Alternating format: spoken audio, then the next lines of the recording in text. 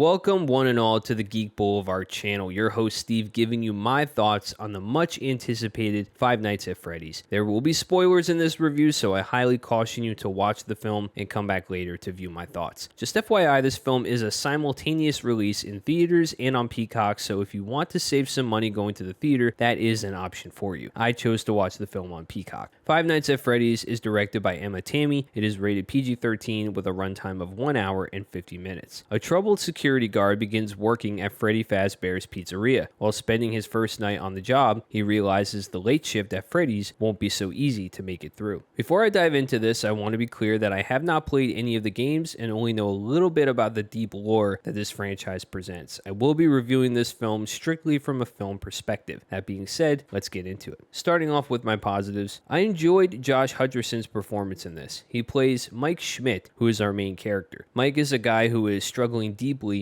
with a personal trauma. When he was young, his younger brother Garrett was abducted. He was never found, and neither was his kidnapper. Throughout the film, he has this recurring dream of the day his brother was kidnapped, hoping that he can grasp some detail or get some answers as to who took his brother. In the middle of all of that, he's fighting with his Aunt Jan for the custody of his kid sister Abby. To help with that, he gets a job working night security at Freddy Fazbear's Pizzeria from his career counselor Steve Raglan, played by Matthew Lillard. Speaking of Matthew Lillard, he did a fantastic job despite his limited screen time, and elevated the climax of the film in a great way. It is revealed during the final act that Steve Raglan is actually William Afton, the co-founder of Fazbear Entertainment and also the murderer of multiple children, including Garrett, whose souls now haunt the animatronics. I personally found this reveal to be well done, as there were little breadcrumbs sprinkled throughout as to who this man was, and when this looming threat finally reveals itself, it was actually a shock to me personally, and Lillard played a really great villain. Elizabeth Lale as Vanessa was also great. She is a police officer who knows the history of what happened at Freddy's back in the 80s. It's led to believe that perhaps she had a bad experience there when she was a child, but it turns out she is actually the daughter of William Afton and was tasked with keeping Mike in the dark by her father about what was going on out of fear of him. I thought the reveal of her motives as well as William were a good 1-2 punch reveal for the film. I also really appreciated the amount of lore that was sprinkled in for those die-hard fans who just can't get enough of this franchise and its universe, so there's definitely stuff to chew on here for those individuals. Also, the film uses the PG-13 rating pretty effectively when it comes to the amount of gore in this. There were some scenes that definitely pushed that envelope, like a character getting cut in half, for example. I would have preferred an R rating, but PG-13 increases the audience and box office, so I personally felt that the rating worked for that. Moving on to my negatives. The pacing can be a crawl at times. There is a great opening sequence to kind of set the tone for the rest of the film, but then things have to build back up again, and the Freddy animatronics you don't really see doing anything scary again until about halfway through the runtime. Also, this film is not scary at all. I don't know if it's because I was not the intended audience for this type of horror film or not, but the amount of jump scares here is ridiculous and took me out of the experience a lot. Overall, I'm scoring Five Nights at Freddy's 3 out of 5 stars. Great performances from the main cast, with Lillard being the standout. An effective use of the PG-13 rating and even pushes the envelope. A love letter to the franchise with an amount of lore for fans to pick apart. Unfortunately, the film's pacing can be really slow at times, and the use of jump scares felt unwarranted and kept the film from feeling scary at all. Now it is down to you guys. What did you think of Five Nights at Freddy's? Have you seen it yet? Have you played the games at all? Let me know your thoughts in the comments below, and don't forget, if you like this video, please give it a thumbs up. Subscribe to my channel where I talk movies and games. Until next time, keep it classy and keep it geeky.